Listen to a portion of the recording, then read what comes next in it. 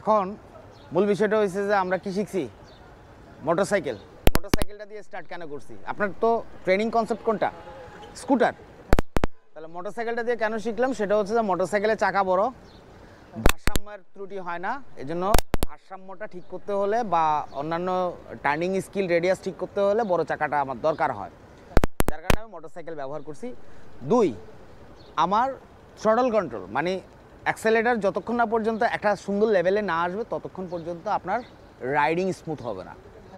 এই জন্য হচ্ছে যে আপনার অ্যাক্সেলেটার লেভেলটা যেন খুব সুন্দর হয়, এই জন্য বা থ্রটল লেভেলটা যেন আপনার কন্ট্রোলে আসে, এই জন্য আমরা মোটরসাইকেলে শুরু করছি। তাছাড়া যেহেতু মোটরসাইকেলে ক্লাচ অপারেটিং ছাড়া আপনি সহজ করে সুন্দর করে রাইড করতে পারেন না, মানে ক্লাচ অপারেটিংয়ে যদি কোনো ঝামেলা করেন তাহলে বাইকটা বন্ধ হয়ে যাবে বড় জোর। কিন্তু স্কুটারে থ্রটলের ত্রুটি বিচ্যুতি হলে যে কোনো সময় দুর্ঘটনা করতে পারে, কারণ স্কুটার সহজ একটা অপারেটিং, তাই সহজেই দুর্ঘটনা ঘটে, এই জিনিসটা মাথায় রেখেন। এখন স্কুটার তো মোটরসাইকেলে টার্নের সময় কী করছি, অ্যাক্সেলেটার কমাইছি, ক্লাচ টেনে ধরছি, টার্ন করছি, অথবা ঘোরার আগে যদি ব্রেক করার প্রয়োজন হয় আমি ব্রেক করছি, তারপরে ঘুরায় নিছি। এইবার স্কুটারও ঠিক সেম সিস্টেম, কিন্তু স্কুটারে আপনার টার্নের সময় থ্রটলের প্রয়োজন হতে পারে, কারণ স্কুটার যেহেতু ক্লাচলেস, আপনার ক্লাচ যেহেতু নাই, এটা অটোমেটিক করা, দেখা গেছে আপনি থ্রটল অফ করছেন, একটা সময় পরে একটা খুব কুইক, মানে মোটরসাইকেল ক্লাচ টেনে ধরলে যতটুকু আপনার স্লো হয়ে আসে, যতটুকু সময় লাগে তার চেয়ে কম সময় লাগে স্কুটারটা স্লো হতে, কথা বুঝছেন? যার কারণে আপনার টার্নের সময় একটু লাগতে পারে, কিন্তু থ্রটল যখন দিবেন দিয়ে আবার সাথে সাথে রিভার্স করতে হবে, কারণ কন্টিনিউ যদি টার্নের সময় আপনি থ্রটলটা আপনি দিতে কন্টিনিউ করতে থাকেন তাহলে টার্নিং রেডিয়াসটা বড় হয়ে যাবে। ব্রেকের নিয়ম একই, ঘোরার আগে সোজা অবস্থায় ব্রেক করে স্লো করে নিতে হবে। ওকে, মুভ দেন, দূরে তাকান, যান, শাবাশ, দূরে তাকান, হ্যাঁ, জাস্ট আপনার মাথা এবং চোখ ঘুরান, এই তাকান, এই এদিকে, মাটির দিকে না, মাটির দিকে তাকিয়ে আছেন, আই লেভেলে, হ্যাঁ, আরও সামনে যায় ঘুরবেন, আরও সামনে যায়, কমান, আই লেভেলে তাকাবেন, ডাউন দ্য রোড না, ডাউন দ্য রোড তাকাইছেন, ডাউন দ্য রোড, এই, আচ্ছা,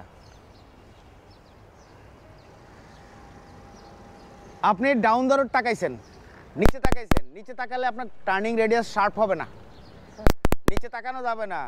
স্লো লুক প্রেস রোল, ঘোরার সময় হচ্ছে স্লো যদি গতি বেশি থাকে, এরপরে শর্ত হচ্ছে লুক, মানে তাকানো, আপনার নাক এবং চোখ যেদিকে তাকাবেন, ডাউন দ্য রোড নয়, কিন্তু তাকানো অর্থ ডাউন দ্য রোড নয়, আই লেভেলে থ্রু আউট কার্ভে তাকাবেন।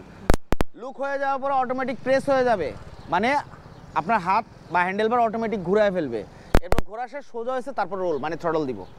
স্লো লুক প্রেস রোল, এটা হচ্ছে যে নিয়ম। স্লোর পরে বলা হয়েছে লুক, মানে প্রয়োজনীয়তাটা কতটুকু এবার বুঝছেন, তাকানোর প্রয়োজনীয়তা সেখানে সবচেয়ে মেজর, আপনার তাকানো ঠিক করলে সব ঠিক আছে।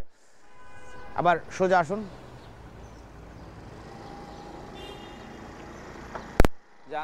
যান, কমান, লুক, আই লেভেলে, ডাউন দ্য রোড না,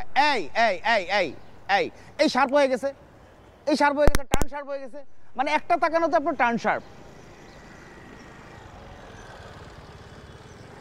কমান, তাকান, ডাউন দ্য রোড নয়, আই লেভেলে, এই শাবাশ, আবার দূরে তাকাই, হ্যাঁ, যান,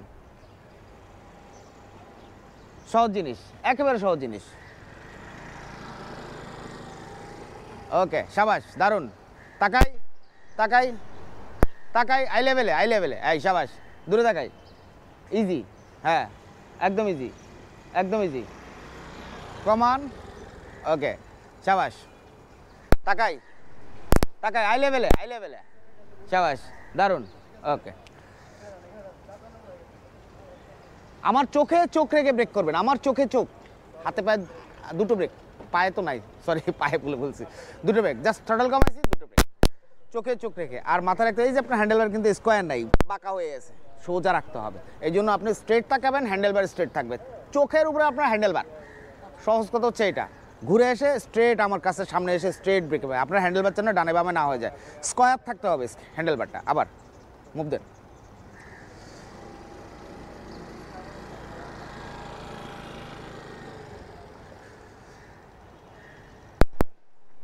তাকান, দূরে তাকান, সোজা যান, শার্প টার্ন করবেন, তাকানো ঠিক করে শার্প টার্ন করবেন। হ্যাঁ শাবাশ, তাকান তাকান, এই হ্যাঁ স্কোয়ার যেন থাকে, হ্যান্ডেলবার যেন ডানে বামে কাত না হয়, আরামসে ব্রেক। তাকাইছেন, আপনি কোথায় থামতে হবে কিন্তু ঠিকই আপনার হাত ওইভাবে রিয়েকশন দিছে। এবার বুঝলেন, তাকানো ঠিক নেই, কিছুই ঠিক নেই, বুঝতে পারলেন?